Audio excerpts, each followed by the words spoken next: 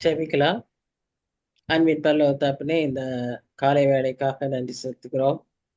கிருபையா இன்னொரு நாளை எங்களுக்கு நீர் கூட்டி தந்திருக்கிறீர்.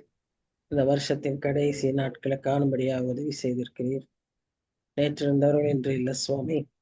இப்படிப்பட்ட சூழ்நிலையில ஜீவன் சுகம் பலன் கொடுத்து இந்த நாளிலும் உம்முடைய பாதத்தில் அமர்ந்து ஆண்டவரே உடைய வசனங்களை தியானிக்க கொடுத்த இந்த நல்ல தருணத்துக்காக நன்றி. உம்முடைய சமூகத்துல எங்களை தாழ்த்தி ஒப்பு கொடுக்கிறோம். ஆவியானவர் பொறுப்பேற்றுக்கொள்ளும். எங்களுக்கு கற்றுத்தாரும்.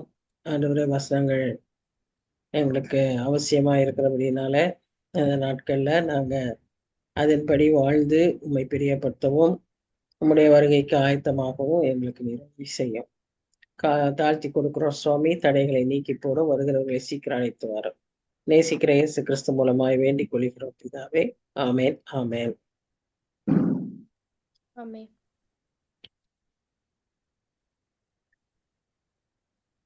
Welcome Esther. போன வாரம் பார்க்க முடியல. ஆண்டி. பிரைஸ் லார்ட்மா. போன வாரம் வர முடியல ஆண்டி. நான் 1 வீக்கா சென்னை ஆபீஸ்ல ட்ரைனிங் இருந்ததுன்னு சொல்லி சென்னை போயிட்டேன் ஆண்டி. ஓ ஐ இப்போ see. லாஸ்ட் வீக் ஆண்டி கால் பண்ணும்போது நான் சென்னையில இருந்தேன். ஆபீஸ்ல எனக்கு 7 o'clock ஷிஃப்ட் போட்டனால மார்னிங் ஷிஃப்ட்ல இருந்துட்டு இருந்தேன் ஆண்டி. என்னால சரி பேசவும் சரி முடியல. சரி சரி சரி. ஓகே. நல்லபடியா போச்சா ட்ரைனிங்லாம்? எல்லாம் நல்லபடியா முடிஞ்சது ஆண்டி. சந்தோஷ்லாம் நல்லா இருக்கானா? பாத்தியா? நல்லா இருக்காங்க ஆண்டி. அவங்க வீட்ல தான் ஸ்டே பண்ணியிருந்தேன் ஆண்டி. Okay okay. நீங்க எப்படி இருக்கீங்க ஆண்டி? நல்லா இருக்கேம்மா, நல்லா இருக்கேன். இன்னைக்கும் எனக்கு 11 o'clock ஷிஃப்ட், 10 o'clock வண்டி வந்துரும். நான் அப்படியே ஜாயின் பண்ணிக்கிறேன் ஆண்டி. என்னால ரிப்ளை எதுவும் பண்ண முடியாது aunty. Okay, no problem no problem no problem. Okay aunty. Okay.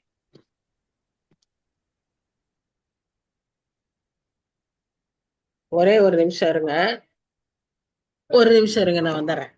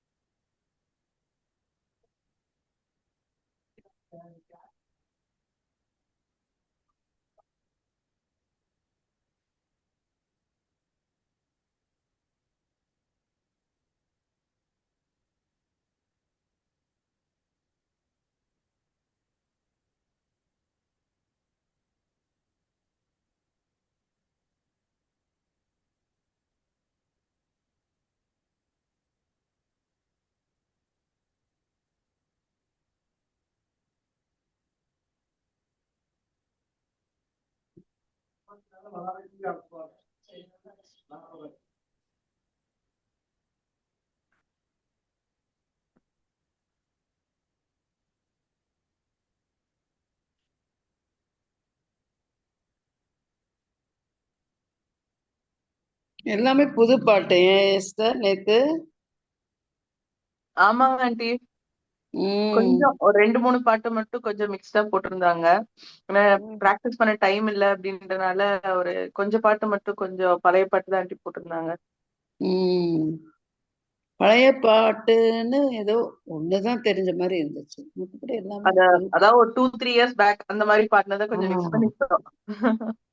அதான் ஞாபகம் இல்லை. நம்ம ஒரு தடவை தானே கேட்கிறோம். அப்பெல்லாம் வந்து அவ்வளவு தூரம் புல் எதுவும் போட்டதில்ல.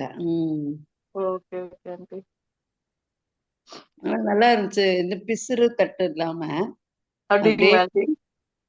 ஸ்டார்ட் பண்ணா அப்படியே அழகா முடிச்சிங்க. அப்படியா ஆண்டி? நல்லா இருந்தது. Thanks aunty. சின்ன பிள்ளைங்களும் சேர்ந்து பாடினாலும் அது அவ்வளவு தெரியல. வாய்ஸ் மிங்கிள் ஆயிடுச்சு. ஆனா இந்த தடவை பிராக்டிஸ்க்கு டைமே இல்லாம போயிடுச்சு. இந்த தடவை சுத்தமா டைம் இல்லை. இந்த தடவை டோட்டலா பார்த்தா ஒரு 2 வீக்ஸ்ல 2 டே ஒரு 4 to 5 days தான் பிராக்டிஸே போச்சு.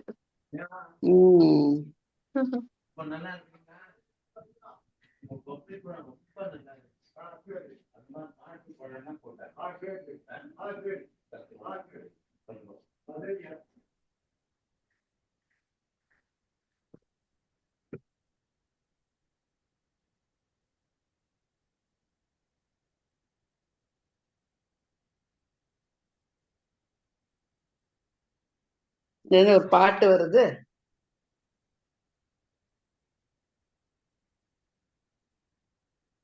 ஒரு பாட்டு வருது பப்பி.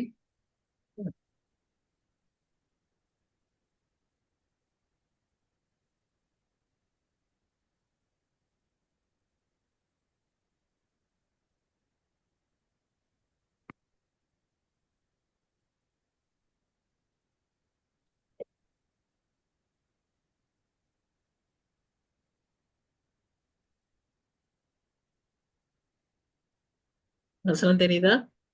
ம் தெரியும் தெரியும்.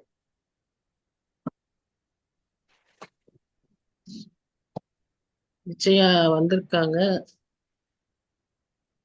நிச்சயாவை என்டர் பண்றதுக்கு முடியலையே.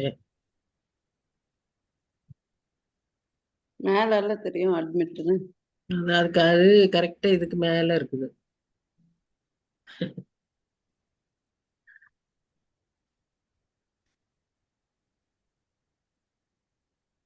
இங்கேயோ வந்துருச்சு. சரி முதல்ல அவங்கள அட்மிட் பண்ணிட்டு மறுபடியும் வேணா ஓபன் அது பண்ணுங்க. அது இதாக மாட்டேங்குது. நாளைக்கான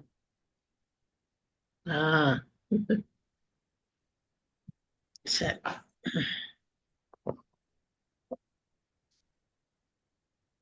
குளிச்சுட்டு வந்து அப்படியே டக்குன்னு கொஞ்சம் அப்படியே சரிம்மா ஆரம்பிக்கலாம். அப்போ கடந்த வாரத்துல நாம பார்த்தது வந்து 25, 26, 27 வசனங்கள். இதுலதான் தொடர்ந்து பார்க்க போறோம். 25ஆம் வசனத்தை முதல்ல நம்ம பார்க்கலாம். அதுல நம்ம என்ன பார்க்கிறோம்னா, அன்றியும் நாம் ஒருவருக்கொருவர் அவயவங்களா இருக்கிறபடியால் பொய்யை களைந்து அவனவன் பிறனுடனே மெய்யை பேச கடவன்.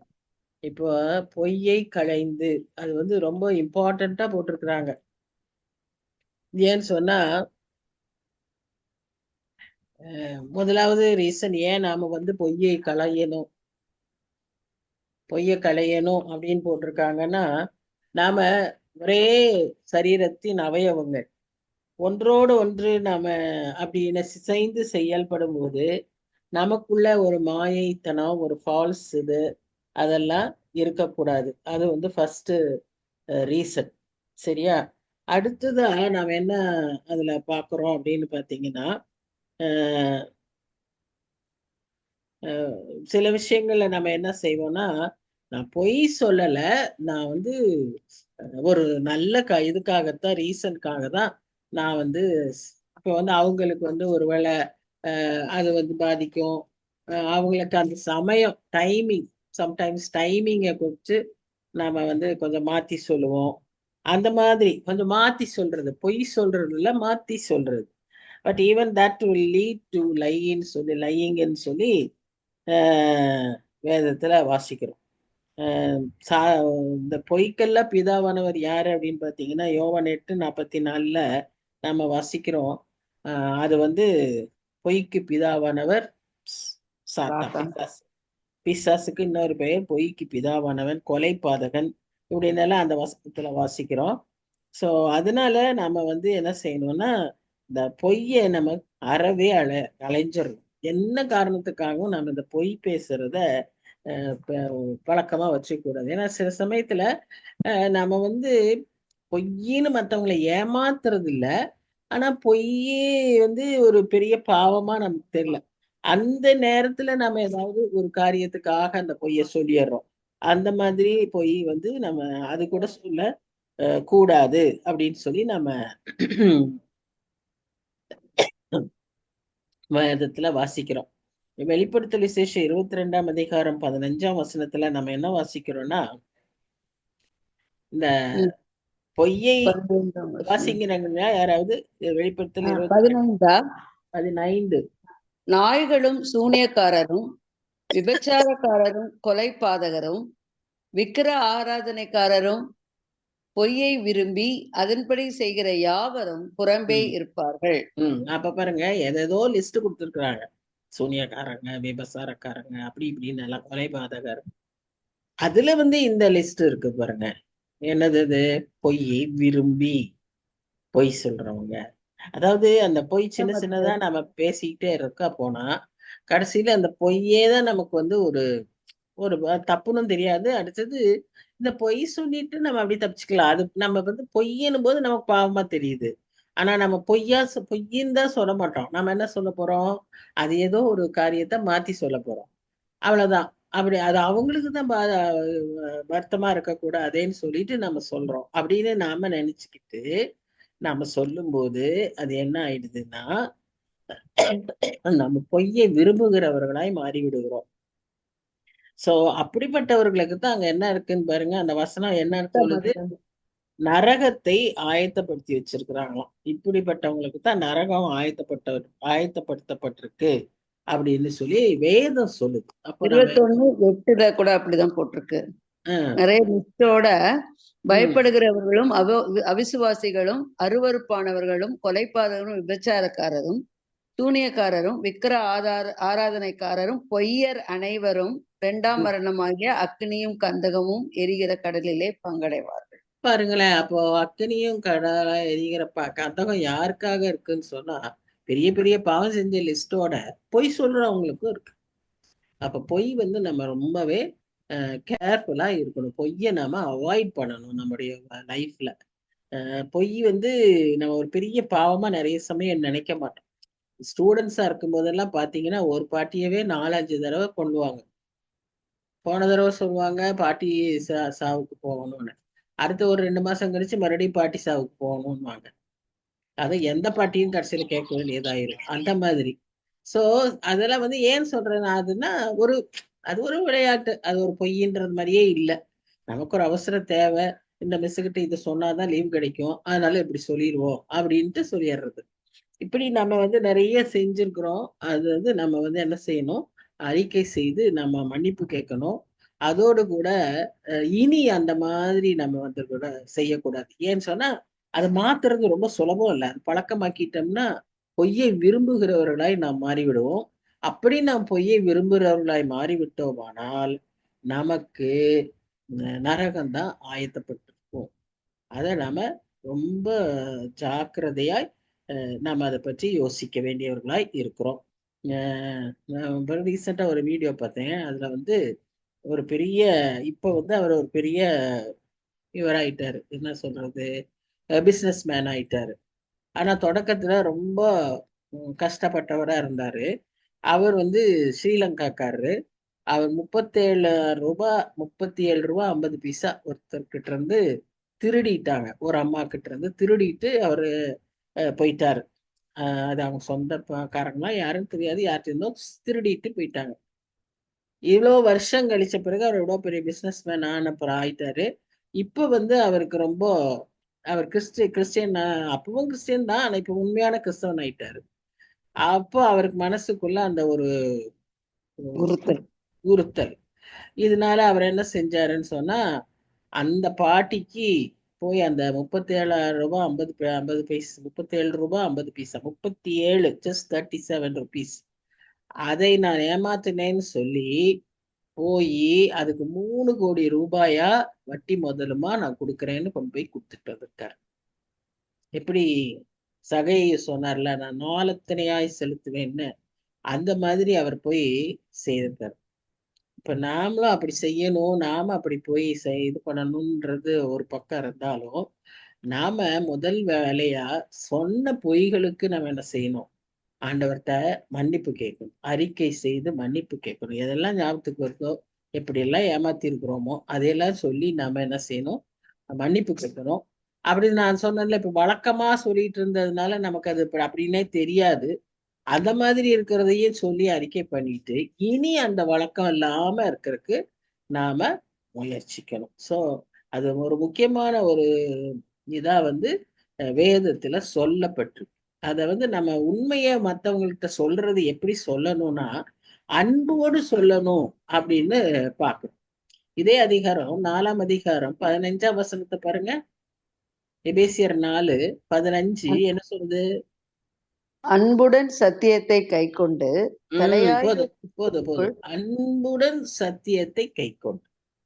நம்ம ஒருவருக்கு ஒருவர் சத்தியத்தை கை கொள்ளும் போது, முதல்ல சத்தியத்தை கை கொள்றது கடவுளோட, ஆண்டவரோட, அவருடைய சத்தியத்தை நாம் கை கொள்கிறோம். அதை அன்போடு செய்யணும். மற்றவர்களுக்கோடும் நாம பேசும்போது அன்போடு இந்த சத்தியத்தை சொல்லணும். அது அவங்கள பாதிக்கிறதா இருந்தாலும் சரி, அது நம்மை பற்றி ஒரு இம்ப்ரெஷன் குறையும், அவங்க என்ன நினைப்பாங்க நம்மளை பத்தி இப்படி சொன்னா அப்படின்னு இருந்தாலும் கூட நம்ம அன்புடன் சத்தியத்தை சொல்ல கடவுள். அவன் பிறனுடனே மெய்யை பேச கடவுள். ஏன்? அது ஒரே காரணம், நாம் எல்லாரும் ஒரே சரீரம், நமக்கு தலை கிறிஸ்து. இந்த புத்தகத்துல அதுதான் நமக்கு முக்கியப்படுத்தி சொல்லி இருக்கிறாரு. அப்போ நாம ஒவ்வொருவரும் இப்ப கண் பாக்குறது பொய்யா வந்து நமக்கு சொன்னா எப்படி இருக்கும்? தப்பு இல்லையா? அதனாலதான் யார் சொல்றா, ஒரு ஒரு தமிழ் புலவர் சொல்லுவாரு, கண்டா என்னது, கண்டாலும் பொய், என்னமோ பொய் அப்படின்னு இருக்கும். கண்ணுல காண்பதும் பொய், காதுல கேட்பதும் பொய், என்னமோ என்னமோன்னு இருக்கும். மெய்யான அது ஏதோ இதுல முடியும், எனக்கு மறந்துருச்சு. அப்படி ஒரு செய்யுள் உண்டு, ஒரு பழமொழியோ செய்யுளோ உண்டு. அப்ப நம்ம கண்ணுல பாக்குறதும் பொய்யா இருக்கலாம் இல்லையா? அதனால நம்ம வந்து அந்த மாதிரி நம்ம ஒருவரோடு ஒருவர் உண்மையை பேச அழைக்கப்படுறோம். அடுத்தது வந்து இன்னொரு முக்கியமான பிராக்டிக்கல் இது என்னன்னா கோபம். இதையும் ரொம்ப முக்கியப்படுத்தி இங்க சொல்லியிருக்கு. ஏன்னா இது ரெண்டுமே எதுடைய இஃபெக்ட்ன்னு சொன்னா பிசாசுனுடைய எஃபெக்ட். அதனாலதான் அவர் அடுத்த வசனம் என்ன சொல்றாரு, பிசாசுக்கு இடம் கொடாமல் இருங்கள். இது ரெண்டையும் நீங்க செஞ்சீங்கன்னா பிசாசுக்கு இடம் கொடுக்க மாட்டீங்க அப்படிங்கிறத அவர் சொல்றாரு.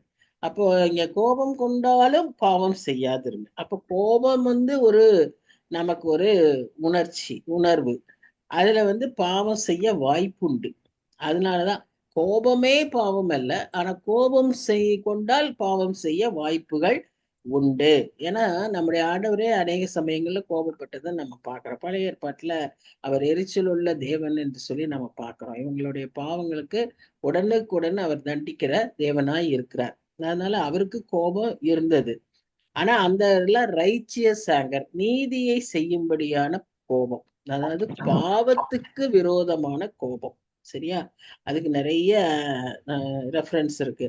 என்னாகமம் 25ஆம் அதிகாரம், எரேமியா 4ஆம் அதிகாரம், 12ஆம் அதிகாரம், இதுல எல்லாமே நாம இப்படிப்பட்ட கோபத்தை பார்க்கிறோம். சிலர் வந்து அது என்ன ரைச்சியஸ் ஆங்கர்னா, இன்னும் கொஞ்சம் பேர் என்ன சொல்றாங்கன்னா ஹோலி ஆங்கர்ங்கிறாங்க. அது ஹோலி ஆங்கரை விட ரைச்சியஸ் ஆங்கர்ங்கிறது நல்லா இருக்கு. அதாவது நீதி செய்யறதுக்கான கோபம். இந்த கடைசியா பவனி வந்த பிறகு குருத்தோலை ஞாயிறு அன்றைக்கு கூட அவர் அதை செய்ததாக பார்க்கிறோம் இல்லையா?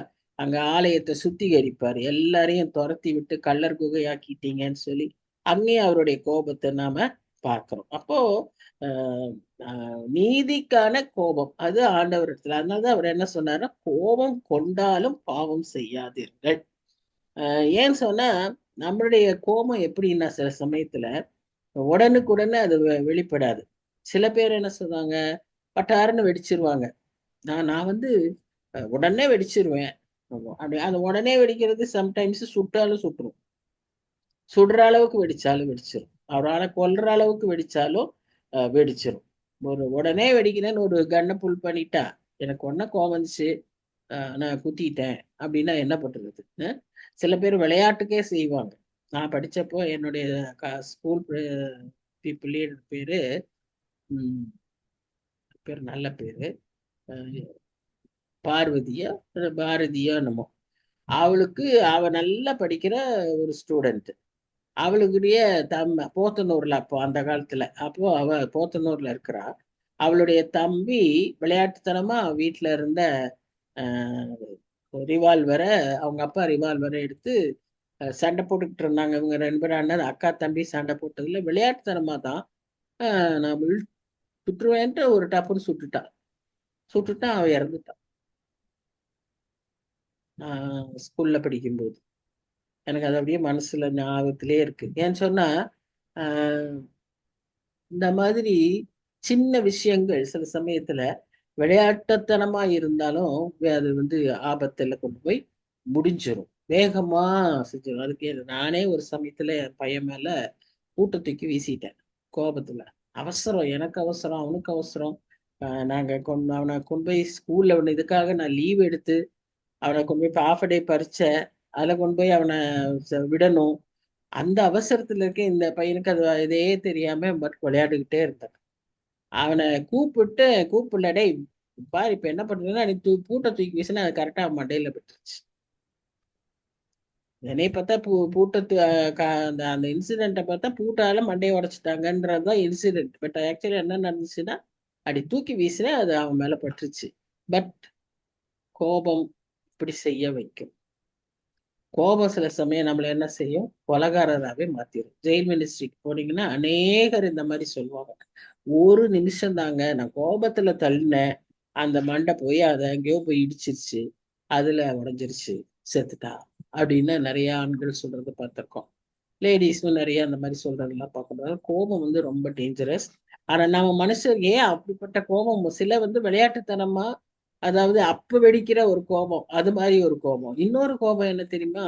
மனசுலயே வச்சிருக்கிற கோபம். அது ரொம்ப மோசம். அது உள்ளுக்குள்ளேயே இருந்து அதை குறிச்சு அப்படியே கோவப்பட்டுக்கிட்டே இருப்பாங்க. எப்படி அந்த கனல் அப்படியே பூத்துக்கிட்டு இருக்குல்ல, அது மாதிரி வச்சுக்கிட்டே இருப்பாங்க. அது திடீர்னு ஒரு நாள் என்ன செய்யும்? வெடிச்சிடும். அது வந்து அது அகைன் அது ஒரு பெரிய பாவமா முடிஞ்சிடும். ஸோ அந்த கோபமும் நாம ரொம்ப ஜாக்கிரதை உள்ளவர்களா இருக்கிறோம். கோபம் படுறது ரொம்ப தப்பு. சரி, கோபப்பட்டாலும் என்ன நடக்குதுன்னு சொன்னா ஒரு டைம் லெவல் வச்சிருக்காரு. நம்ம கோபம் பாவம் பண்ணாம இருக்கிற அளவுக்கு கோபமா இருக்கணும், ஒன்று. இரண்டாவது, அதுக்கு ஒரு டைம் லிமிட் வச்சிருக்கிறாரு. ஏன்னு சொன்னா நம்ம கோபம் வந்து இந்த மனசுக்குள்ளேயே வச்சிருக்காங்கன்னு சொன்ன பார்த்தீங்களா, அதுக்காக அந்த மாதிரி ஒரு டைம் லிமிட் வச்சிருக்கிறாரு. என்னது அது? சூரியன் அஸ்தமிக்கிறதுக்கு முன்பாக உங்கள் எரிச்சல் தணியக்கடும். இது ஏதோ ஹஸ்பண்ட் அண்ட் ஒய்ஃப் மாத்திரம் இல்ல, இது எல்லாருக்குமே, நம்ம எல்லாருக்குமே. முன்ன என்ன அர்த்தம்? பொதுவா கல்யாணத்துல எல்லாருக்கும் அட்வைஸ் பண்றது இதை சொல்லுவோம் ஃபேமிலியில. உங்களுக்கு கோபம் வராம இருக்காது, ஏன்னா டூ டிஃப்ரெண்ட் பீப்புள். கோபப்பட்டாலும் நீங்க என்ன செய்யணும்? சூரியன் அஸ்தமிக்கு முன்னால நீங்க சரி செஞ்சிடணும்னு சொல்லுவோம். இப்ப அது நமக்கும் தான் ஒத்து போகும். நாம பப்ளிக் லைஃப்ல கூட, சர்ச் லைஃப்ல கூட நாம இதை என்ன செய்யக்கூடாது? நாட் ஓன்லி இந்த ஃபேமிலி, இதை வந்து மனசுல வைக்க கூடாது. ஏன்னா அப்படி வச்சானா பிசாசு உள்ள வந்து, பிசாசு உள்ள வந்துட்டாங்கன்னா அது வந்து என்ன பண்ணிடுவாங்க? அத வந்து அப்படியே ஒரு பாவம் செய்ய வச்சு, அது எவ்வளவு தூரம்னா நம்மளை கொலபாதகத்துக்கே கொண்டு போய் விட்டுரும். சரி, இதுக்கெல்லாம் என்ன மாற்று அப்படின்னு பாத்தீங்கன்னா, நீதிமொழிகள் 15:1 வாசிங்க. நீதிமொழிகள் 15:1 வாசிக்கிறீங்களா?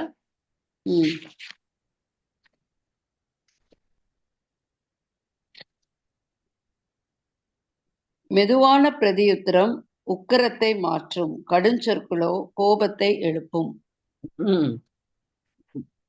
மெதுவான பிரதியுத்தரம், பதில், ரிப்ளை, உக்கிரத்தை மாற்றும், கோபத்தை மாற்றும், கடுஞ்சொற்களோ கோபத்தை எழுப்பும். அதனால கடுஞ்சொற்கள் வந்து கோபத்தை என்ன செய்யும்?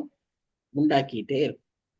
இதுல நம்ம அததான் ஜாக்கிரதையா இருக்கு. ஒருத்தர் கோபப்பட்டாலும், கோபத்துக்கு எப்படி 2 பேராவது மினிமம் வேணும். ஒரு குரூப்பா இருக்கும், ஆனா ஒரு 2 பேராவது மினிமம் வேணும். அப்ப அந்த 2 பேர்ல ஒருத்தர் கோபத்தை பேசும்போது நாம வந்து சாஃப்டா போயிட்டோம்னா அடுத்த பர்சனை கோபத்தை விட்டுருவாங்க. விட்டுதான் ஆகணும். That is the way to punish. நீ மெதுவா இருக்கிறதுல அவங்கள பனிஷ் பண்ற அப்படின்றதுதான் அங்க சொல்யூஷன். அதனால நம்ம கோபம் படக்கூடாது. இந்த கோபம், பொய், திருட்டு, இது எல்லாமே யாருடைய வேலை? பிசாசுடைய வேலை. இதெல்லாம் நம்ம செய்யும்போது அறியாம நம்ம என்ன செஞ்சிடறோம்? பிசாசுக்கு இடம் கொடுத்துட்றோம். இன்னொரு முக்கியமான காரியம், நாம எல்லாருமே மறுபிறப்படைந்தவர்கள். நம்மளுடைய inner man is been renewed to a new man.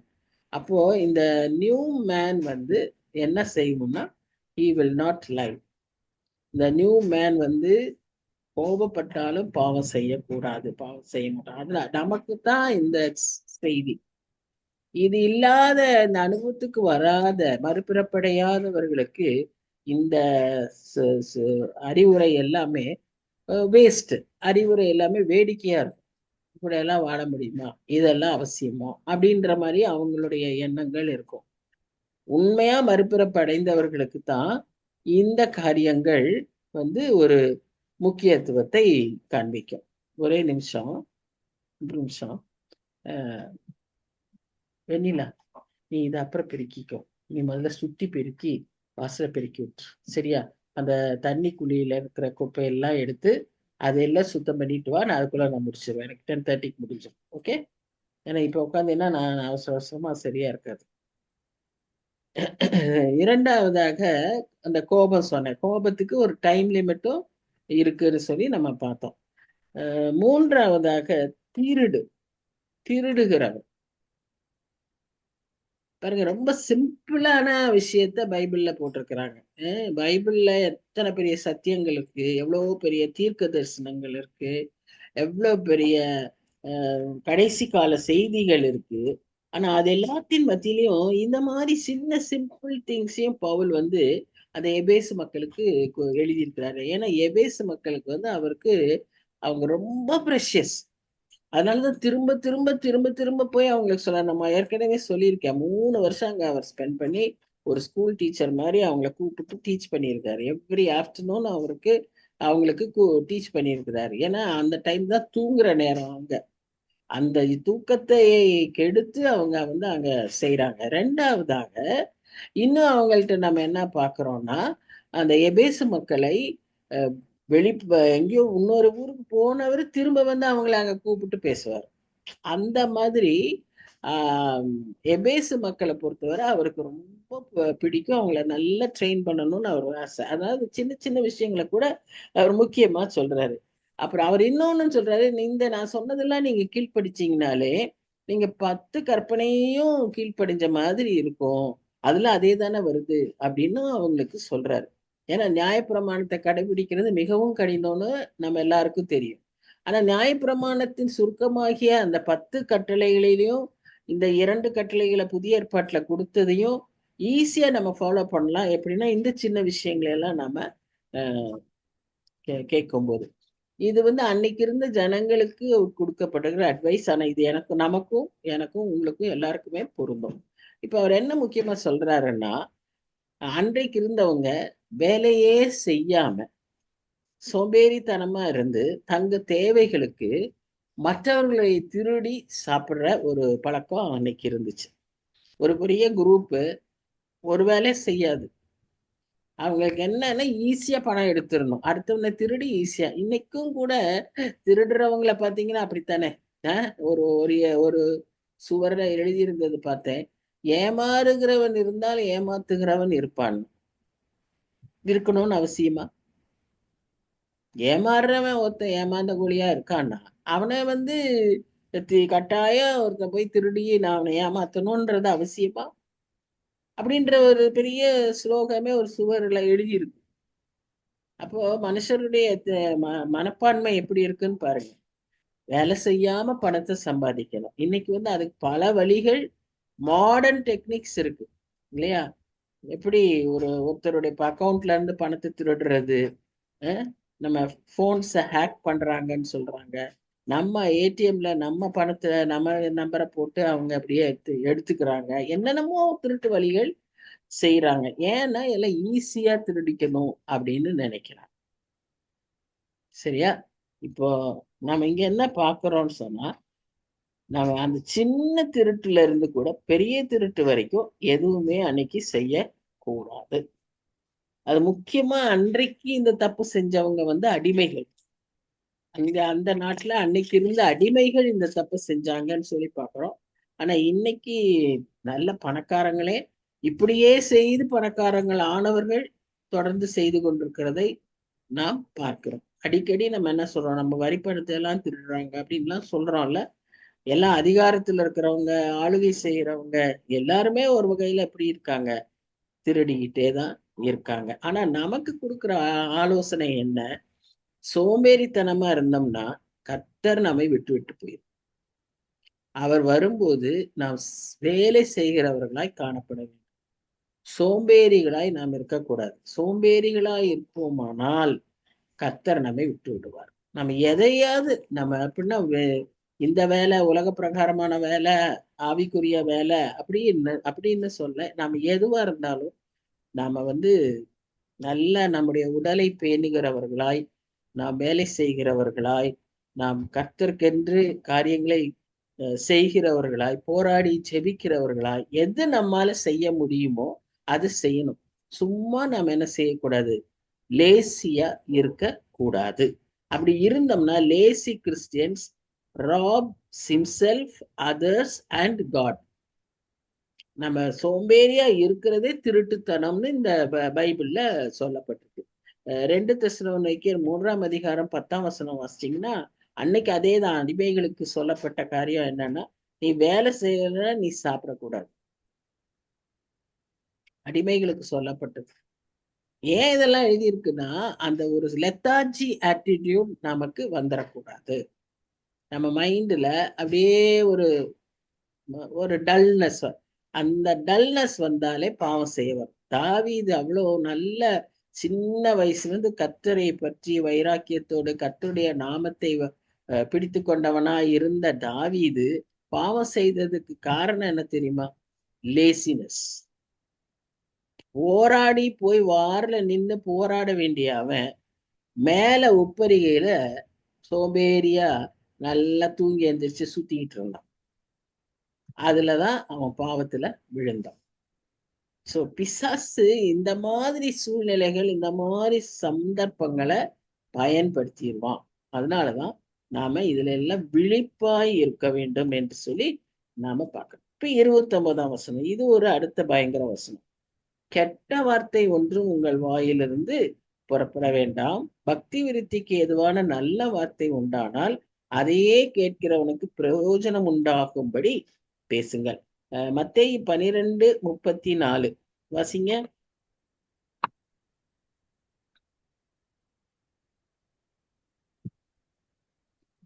சொல்லுங்க. விரியன் பாம்பு குட்டிகளே, நீங்கள் பொல்லாதவர்களாயிருக்க நலமானவைகளை எப்படி பேசுவீர்கள்? இருதயத்தை நிறைவினால் வாய் பேசும். அப்ப நாம யாரு? விரியன் பாம்பு குட்டிகள் இல்லையே, பொல்லாதவர்கள். நீங்கள் பொல்லாதவர். நாம விரியன் பாம்பு குட்டிகள் கிடையாது. நாம ஆட்டுக்குட்டி, நாம ஆண்டவருடைய குட்டி இல்லையா? ஆனா பொல்லாதவர். நாம் எப்படி ஆயிட்டோம்? இந்த மாதிரி பேசுறதுனால விரியன் பாம்பு குட்டிகளா ஆயிட்டோம். பொல்லாதவர்களாயிருக்க உங்களிடத்துல எப்படி நலமானது தோன்றும்? வாயின் நிறைவினால், இருதயத்தின் நிறைவினால் வாய் பேசும். பாத்தீங்களா வசனம் எப்படி டைரக்டா பேசுது பாருங்க. அடுத்து ரோமர் 3ஆம் அதிகாரம் 14ஆம் வசனத்துல பாருங்க.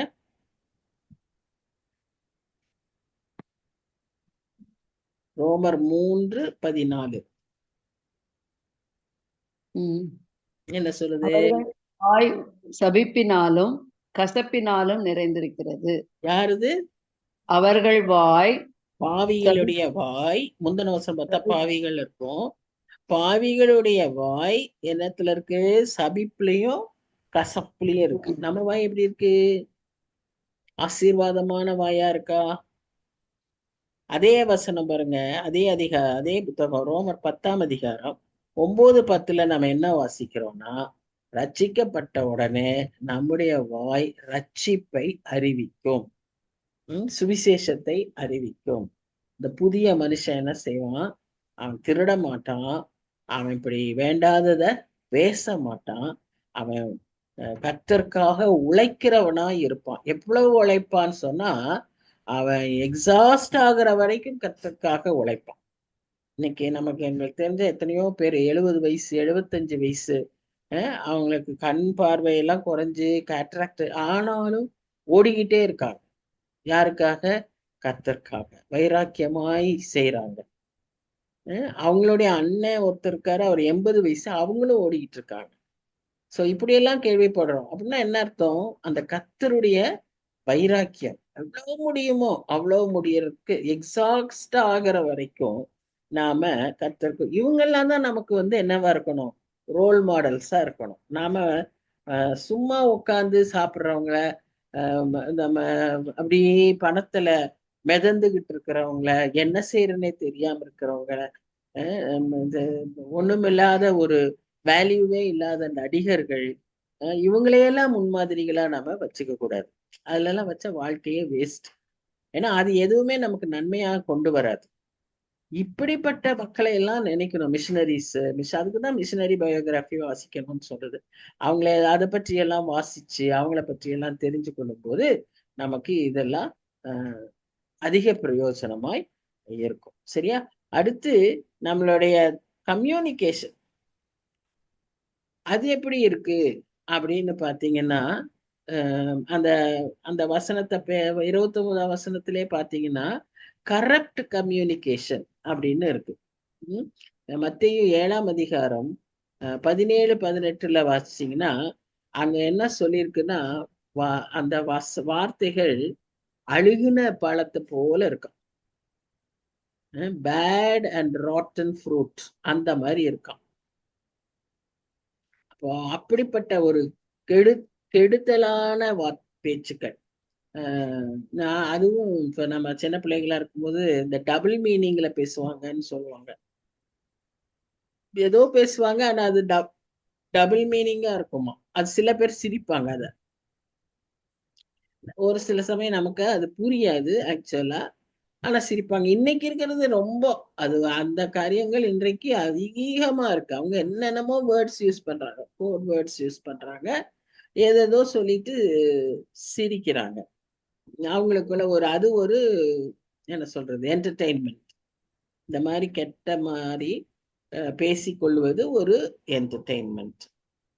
நான் ஒரு தடவை டிராவல் பண்ணும்போது பார்த்தேன், ஒரு ஆள் உட்காந்து ஆரம்பத்துல இருந்து கடைசி வரைக்கும் பேசிட்டே இருக்காரு. 3 to 4 hours பேசுறாரு. இந்த மாதிரி அசிங்கமா எதோ பேசிட்டே வர்றாரு. அது அவங்களுக்கு ஒரு என்டர்டெயின்மெண்ட். சோ இந்த மாதிரி இந்த மாதிரி எல்லாம் பேச்சுகள் நமக்குள்ள இருக்கக்கூடாது. நம்ம கிட்ட நிச்சயமா இருக்காது. ஆனா எப்பவாவது ஏதாவது ஒரு ஃபில்தி கம்யூனிகேஷன் அல்லது நம்முடைய வேண்டாத காரியங்கள் இருக்குமானால் அது என்ன ஆகும்னு சொன்னா, ஒரு திறந்த பிரேத குழி மாதிரி அப்படின்னு சொல்லப்படுது. 3:13 ரோமர் 3:13 பாத்தீங்கன்னா, அப்படிப்பட்டவர்களுடைய தொண்டை திறந்த பிரேத குழி. பிரேத குழின்னா எப்படி இருக்கும்? லாசருவை எடுக்கும்போது அவங்க சகோதரிகளே சொல்றாங்க, 4 நாள் ஆயிடுச்சு நாருங்கிறாங்க. அப்ப பிரேத குழி எப்படி இருக்கும்? பயங்கர நாத்தமா இருக்கும். அப்ப அப்படிப்பட்ட பேச்சுகள் நம்மகிட்ட இருந்தா, அதனாலதான் அழுகி போன பழங்கள்னு சொல்றாங்க. அந்த அளவுக்கு மோசமா இருக்கும்னு அதுக்கு அடையாளமா சொல்றாங்க. ஆனா நாம எப்படிப்பட்டவர்களா இருக்கணும் அப்படின்னு சொன்னா, கொலோசியர் 4ஆம் அதிகாரம் 6ஆம் வசனம் பாருங்க. கொலோசியர் 4ஆம் அதிகாரம் 6ஆம் வசனம்.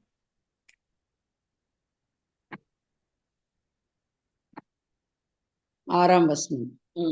அவனவனுக்கு இன்னின்படி உத்தரவு சொல்ல வேண்டும் என்று நீங்கள் அறியும்படிக்கு உங்கள் வசனம் எப்பொழுதும் கிருபை பொருந்தினதாயும் உப்பால் சாரமேறினதாயும் இருப்பதாக. கிருபை பொருந்தினதாயும் உப்பால் சாரமேறினதாயும் இருக்கும். நம்ம பேசுறது ஆறுதலா இருக்கணும். நம்ம பேசுறது அவங்களுக்கு பிரயோஜனமா இருக்கணும். அடுத்து பக்தி விருத்திக்கு ஏதுவா இருக்கணும். இன்னொன்னு என்ன சொல்லுது? உப்பால் சாரமேற்றப்படணும். உப்பால்னா என்ன? சுவை கொடுக்கணும், பாதுகாப்பு தரணும். அந்த மாதிரியான ஒரு கெட்டு போகாம பாதுகாக்கிற, அவங்க ஆத்மாவை பிரயோஜனப்படுத்துகிற, சுவை ஊட்டுகிற அப்படி பேச்சுக்களாய் நம்முடைய பேச்சுக்கள் இருக்க வேண்டும் அப்படின்னு சொல்றோம். 30ல 32 அதிகமான காரியம் என்னன்னு பாத்தீங்கன்னா, கசப்பு. நம்ம கோபப்படலாம், நாம ஒருவேளை மனசு வருத்தமாயிரலாம். ஆனா நமக்குள்ள என்ன வந்துடக்கூடாது? கசப்பு வந்துடக்கூடாது. பொதுவா இந்த மாதிரி கசப்புகள் யாருக்கு மத்தியில வரணும்? ரொம்ப நெருக்கமான மக்கள் மத்தியில வந்துடும். கணவன் மனைவிக்குள்ள, பெற்றோர் பிள்ளைகளுக்குள்ள, சகோதரர் சகோதரிகளுக்குள்ள இந்த மாதிரி காரியங்கள் ரொம்ப வந்துடும். கசப்பு வந்துடும். ஏன்னா ரொம்ப எதிர்பார்ப்பு இருக்கும். இந்த எதிர்பார்ப்பு இருக்கிற இடத்துலதான் நமக்கு என்ன வந்துடும்னா, அந்த அன்பு அங்க நம்ம ஏமாத்துது, அந்த அன்பு நமக்கு நினைச்சது செய்யல அப்படின்னு வர்ற சமயத்துல நம்ம என்ன பண்ணிடுறோம்? கசப்பு விடுறதுக்கு வாய்ப்பு இருக்கு. இந்த கசப்பு சில பேரு மனசுக்குள்ளேயே வச்சு அவங்க நினைக்கிற அவங்களுடைய கடமைகள் முடிஞ்ச பிறகு அந்த கசப்புக்கான வெளிப்பாடுகளை வெளிப்படுத்துறாங்க. அதாவது நம்ம என்ன கேட்கிறோம்னா, 40 வயசு 40 வருஷம் 50 வருஷம் திருமணம் ஆன பிறகு டைவர்ஸ் பண்றாங்க. ஏன்னு கேட்டா அவங்க பிள்ளைகளுடைய இதெல்லாம் செட்டில் ஆகணும்னு சொல்லி பாதிக்கப்பட்டவங்கள ஒருத்தரோ 2 பேரோ மியூச்சுவலோ எப்படின்னு இல்லை, அவங்க பொறுமையா இருந்து அவங்க பொறுப்புகளை நிறைவேற்றிட்டு அப்புறம் அவங்க இனி என்னால டாலரேட் பண்ண முடியாது அப்படின்னு அந்த கசப்புனால அவங்க பிரிஞ்சு போகிற கேதியும் நிறைய இடங்கள்ல நாம இந்நாட்கள்ல பார்க்கிறோம். இந்நாட்கள்ல அதிகமாய் பார்க்கிறோம். ஆனா கர்த்தருடைய சகிப்புத்தன்மையை நாம் பெற்றுக்கொள்ள வேண்டும். கர்த்தர் இது கசப்பே இருக்காது, கிறிஸ்தவங்களுக்கு கசப்பே வராது, அதெல்லாம் ஒண்ணும் இல்லை அப்படின்னு எல்லாம் நம்ம நினைக்கவே முடியாது. அதெல்லாம் எல்லாருக்கும் இருக்கிறது தான். கசப்பு இருக்கு, கோபம் இருக்கு, மூர்க்கம் இருக்கு, கூக்குரல் இருக்கு, தூஷணம் இருக்கு. இது எல்லாம் இருந்தாலும் நீ ஆண்டவருக்குள்ள வந்துட்டா இது எல்லாத்தையும் என்ன செஞ்சிடணும்? அகற்றிடணும். இது நமக்கு நேரிடும் போது அதை நாம டாலரேட் பண்ணிக்கணும். அப்ப ஆண்டவர் அதை கொடுப்பாரு. அதுதான் அங்க இருக்கிற ஒரு பெரிய ஆச்சரியமான ஒரு காரியம். காட் டஸ் மிரக்கிள்ஸ்ன்னு சொல்றோம்ல. ஏதோ இப்படி பெரிய கையை சும்னவன் கை நல்லாகிறது, குருடை பாக்குறது இல்ல, நமக்குள்ள இதையெல்லாம் மேற்கொள்றதுக்கு ஒரு பலன் கொடுக்கிறார் பாருங்க. அதுதான் பெரிய அதிசயம். ஏன்னா நம்ம இயல்பு நமக்கு தெரியும். நாம எவ்வளவு சுயநலக்காரங்க, நாம எவ்வளவு பெருமைக்காரங்க, மேட்டுமையானவங்க, இதெல்லாம் நமக்கே தெரியும். நம்மால இதெல்லாம் எப்படி டாலரேட் பண்ண முடியுது? That is the grace God gives. நம்ம ரட்சிக்கப்படும் போது கர்த்தர் இந்த ஒரு பெரிய அற்புதத்தை நம் உள்ளங்களிலே அவர் செய்கிறார். Inner man becomes new man and that new man is able to over come all this. அந்த கடைசி புஸ்தகத்துல எல்லா ரிவார்டும் சொல்லியிருக்கிறாரு. அந்த ரிவார்டு எல்லாம் யாருக்கு கொடுப்பேன்னு சொல்லியிருக்கிறாரு? இந்த மாதிரி என்னது ஓவர் கம் பண்றவங்க, ஜெயம் கொள்றவங்களுக்கு தான் அதை கொடுப்பேன்னு சொல்லியிருக்கிறார். இப்ப நம்ம எதைத்தான் ஜெயம் கொள்றது, எதை போய் நம்ம ஜெயம் கொள்றதுன்னு யோசிச்சுட்டு இருக்க வேண்டாம். அனுதினம் நம்மகிட்ட ஏற்படுகிற இந்த காரியங்களை எல்லாம் ஜெயம் கொள்றோம் பாருங்க, இதுதான் ரொம்ப முக்கியம். அது செய்யாதப்போ என்ன ஆயிடுதுன்னா, நாம என்ன பண்ணிருக்கோம்? நாம எல்லாம் பிலீவர்ஸ், நாம எல்லாம் ரட்சிக்கப்பட்டவங்க. ரட்சிக்கப்பட்ட உடனேயே நமக்கு முத்திரையாக பரிசுத்தாவியை கொடுத்துருக்காங்க. இந்த புஸ்தகத்திலே 1ஆம் அதிகாரத்துல அதுதான் நமக்கு ஆதாரம். 1:13 நம்மை முத்திரையாக பரிசுத்தாவியை நமக்கு தந்திருக்கிறார். அப்ப அந்த பரிசுத்தாவியை தான் முந்தின வசனம் பாருங்க, 30ஆம் வசனத்துல முத்திரையாக பெற்ற தேவனுடைய பரிசுத்தாவியை துக்கப்படுத்தாதிருங்கள். இப்படிப்பட்ட பாவத்துக்கு என்ன இருக்கு? மன்னிப்பே கிடையாதுன்னு நம்ம யோவான் சொல்றத பார்க்கிறோம். சில பாவங்கள் மன்னிக்கவே படாதுன்னு பார்க்கிறோம் இல்லையா? அது என்ன பாவம்? பரிசுத்தாவிக்கு விரோதமான பாவம்ன்றாங்க. அப்படின்னா என்னது அது? இப்படி பரிசுத்தாவியை நம்ம துக்கப்படுத்தினோம்னா அந்த பாவத்துக்கு மன்னிப்பே கிடையாது. அப்ப நம்ம எவ்வளவு ஜாக்கிரதையா இருக்கணும். கசப்பு வர்றதுக்கு இடமே நாம கொடுக்க கூடாது. அந்த ஃபர்ஸ்ட் ரீசன் என்னன்னா, முதலாவது அது பரிசுத்தாவியை துக்கப்படுத்துது. இரண்டாவது என்னன்னு பாத்தீங்கன்னா, அது பிதாவானவரையும் குமாரனாகிய இயேசு கிறிஸ்துவையும் அது துக்கப்படுத்துகிறது. அதுதான் அந்த கசப்பு. ஏன் அப்படி சொல்றோம்னா, அடுத்த வசனம் பாருங்க, கிறிஸ்துவுக்குள் தேவன் உங்களுக்கு மன்னித்தது போல நீங்களும் ஒருவருக்கொருவர் மன்னிங்க. நம்ம மன்னிக்காதப்பதான் அந்த கசப்பு வரும். நம்ம எப்படி மன்னிக்கணுமா? இயேசு கிறிஸ்து மூலமாய் மன்னிக்கணும். ஆனா மன்னிப்பு யார் தான் தரா? கிறிஸ்து தான், பிதாவானவர் தான் தர. சிலுவையிலேயே நீங்க பாத்தீங்கன்னா, பிதாவே இவர்களுக்கு மன்னி, இவரே டைரக்டா மன்னிச்சிருக்கலாம்ல. என்ன சொன்னாரு? பிதாவே இவர்களுக்கு மன்னி. எல்லாமே சகல ஆளுகையும் சகலமும் பிதாவினால் உண்டானது. ஆனா பிதாவுக்கு சமமாய் கிறிஸ்து மனுஷரே, as far as this earth is concerned, உலகம்ன்றது இது மாத்திரம் நமக்கு தெரிஞ்ச உலகம். அண்ட சராசரங்கள் உண்டு. அண்ட சராசரங்களில் அநேக காரியங்கள் நடைபெற்றிருக்கு. புயல் நடக்குது, காத்து வீசுது, வெயில், சூரியன், எத்தனையோ நடக்குது. அது எல்லாத்தையும் ஆளுகை செய்கிறவர் பிதாவானவர். பூமியில் இருக்கும்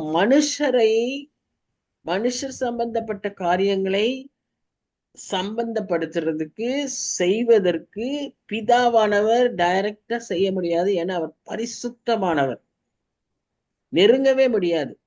அவர் முகத்தை பார்த்தவர்கள் இல்லை.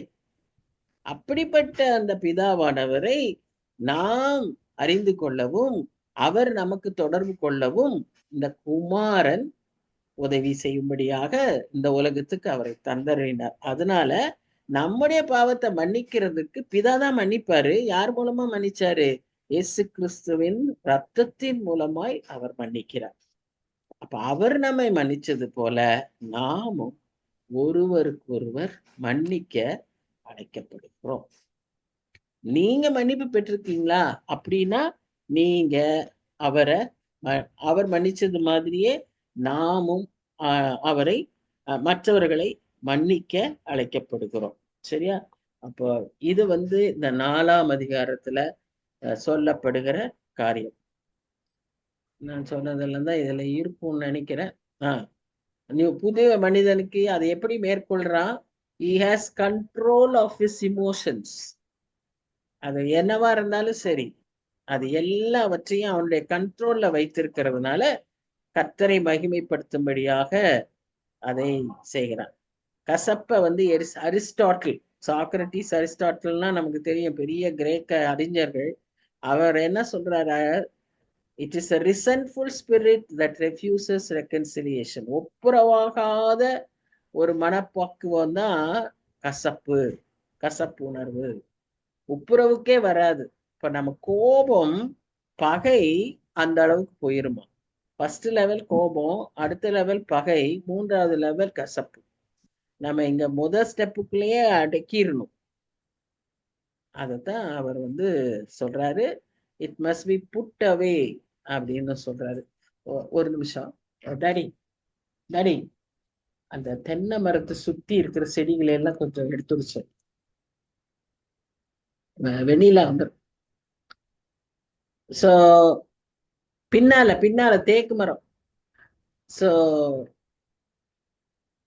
புதிய மனிதன் அவன் என்ன செய்யறான்னா, கிறிஸ்துவனுடைய குணாதிசயங்களை மற்றவர்களுக்கு காண்பிக்க, அதற்கு இந்த மன்னிப்பை பெற்றவனாய் அந்த காரியங்களை செய்கிறவர்களாய் இருக்கிறத நம்ம பார்க்கிறோம். அதாவது அந்த ஃபர்கிவ்னஸ் தான் என்ன செய்யும்?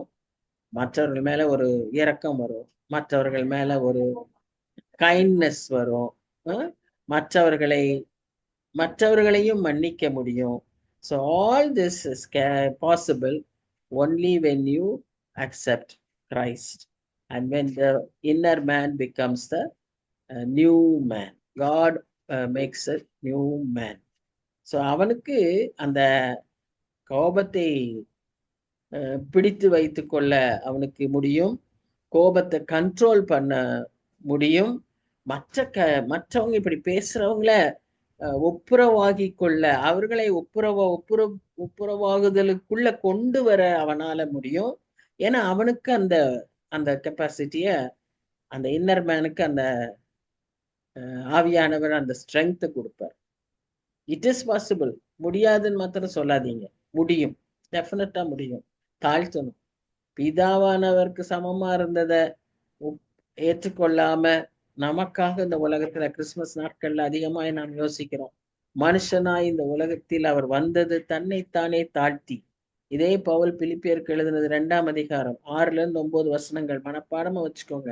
அடிமை ரூபம் எடுத்து சிலுவை பெருந்தியம் தன்னை தாழ்த்தி கீழ்ப்படிந்தார். அந்த விதை நாம செய்யும் போது நம்மால இந்த ஒப்புரவாகுதல் எல்லாம் நாம செய்ய முடியும். ஒரே தப்ப 10 தடவை செஞ்சாலும் நாம மன்னிக்கிறாரு ஆண்டவர். ஏன் நாம் மன்னிக்க கூடாது? 2வது தடவையே நமக்கு கோபம் வருது, அவர் நமக்கு 10 தடவை மன்னிக்கிறார். அதெல்லாம் நம்ம அப்படி யோசிக்கும் போது கசப்பு வர்றதுக்கு வாய்ப்பே இருக்காது. நமக்கு ரிப்பீட்டடா யாராவது திரும்பி செஞ்சாங்கன்னா நமக்கு கசப்பு வந்துருது. ஆனா கசப்பு அது ஹியூமன் நேச்சர். ஏன்னா human nature is fallen nature. Always remember, எக்ஸ்கியூஸா சொல்லவே கூடாது. ஹியூமன் நேச்சர், நான் ஒரு ஹியூமன் அப்படின்னா நீ இன்னும் பிசாசனுடைய பிள்ளை. ஐ ஆம் அ காட்ஸ் சைல்டு அப்படின்னா நீ காட்ஸ் நேச்சர் வரணும். உனக்கு வரலையா, உடனே நீ சரண்டர் ஆகி மன்னிப்பை கேட்டு ஒப்புரவாகணும், ஆண்டவரோடையும் மனுஷரோடையும். இதுதான் ஒரு காட்ஸ் சைல்டுடைய வேலை. So we have to be very very careful in this aspect. சரி, இது 4ஆம் அதிகாரத்தின் முடிவு. மணி ஆயிடுச்சு. ஒரே ஒரு வசனத்தை பார்ப்போம். 5ஆம் அதிகாரம் தொடங்கிட்டு அடுத்த வருஷத்துல கண்டினியூ பண்ணலாம். ஏன்னா அடுத்த வருஷம்தான் நீ ஆரம்பிப்போம். அதனால நான் அந்த ஒரு வசனம் மாத்திரம் பார்க்கலான்னு யோசிக்கிறேன். 5ஆம் அதிகாரம் முதல் வசனம். சரி, ஆதலால் நீங்கள் பிரியமான பிள்ளைகளைப் போல தேவனை பின்பற்றுகிறவர்களாகி. பாத்தீங்களா? ஏன்னா 2வது வசனத்துக்கு நிறைய சொல்ல வேண்டியிருக்கு. முதல் வசனம் மாத்திரம் பார்ப்போம். அப்போ நமக்கு முன்மாதிரி யாரு? இயேசு கிறிஸ்து. ஆகவே நாம சிறு குழந்தைகளைப் போல, அவருக்கு பிரியமான பிள்ளைகளைப் போல நாம் எப்படி இருக்கணுமா வாழணும். அதோடைய தொடர்ச்சி தான். அப்படியே அதோடைய தொடர்ச்சி தான் இது. அதுலதான் 1 பேதுரு 1ஆம் அதிகாரம் 15ல இருந்து 16 வசனங்களை என்னன்னு பார்க்கிறோம்னா, உங்களை அழைத்தவர் பரிசுத்தர், ஆகையால் நீங்களும் பரிசுத்தவர்களாய் இருங்க, பரிசுத்த நடக்கை உள்ளவர்களாய் இருங்கள். அடுத்த வசனம், நான் பரிசுத்தர், ஆகையால் நீங்களும் பரிசுத்தராய் இருங்க. சோ பரிசுத்தத்தை முக்கியப்படுத்துறோம். பரிசுத்தத்தை முக்கியப்படுத்துவதை இங்கே நாம் பார்க்கிறோம். சோ நம்ம ஒருத்தருக்கு ஒருத்தர் கம்பேர் பண்ணி நான் அவனை விட பெட்டர், நீ இவனை விட பெட்டர் அப்படின்னு சொல்றதுல பிரயோஜனம் இல்லை. நமக்கு முன்மாதிரி மாடல் இயேசு கிறிஸ்து. அவரை போல் இருக்க நாம முயற்சிக்கணும்.